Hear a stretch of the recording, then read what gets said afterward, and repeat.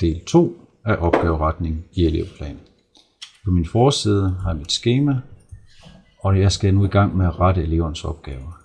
I venstre side er der et felt, hvor der står opgaver. Der her. Jeg klikker på det.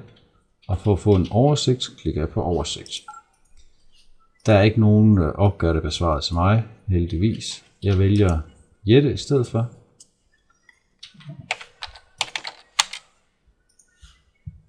Og hun står her, jeg trykker vælg. Der er ikke nogen inden for det her tidsrum, der har afleveret til hende, så jeg går lige et år tilbage og vælger en dato og trykker søg. Så kommer faget frem. I kan se, der er afleveret 2 opgaver i faget. Og for at komme ind i den, klikker jeg på den her og ser, hvilke elever, der har afleveret.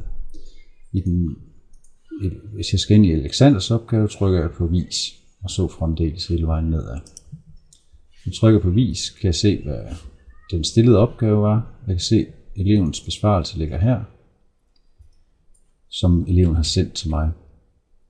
Jeg klikker på opgaven en gang og bliver bedt om, jeg vil åbne den eller gemme den. Her er det mest hensigtsmæssigt at trykke gem og gemme den i elevens navn for eksempel. Og gå ind og retter opgaven, og når jeg er færdig med at rette opgaven, går jeg ned og skriver en kommentar og trykker på upload, som ligger hernede.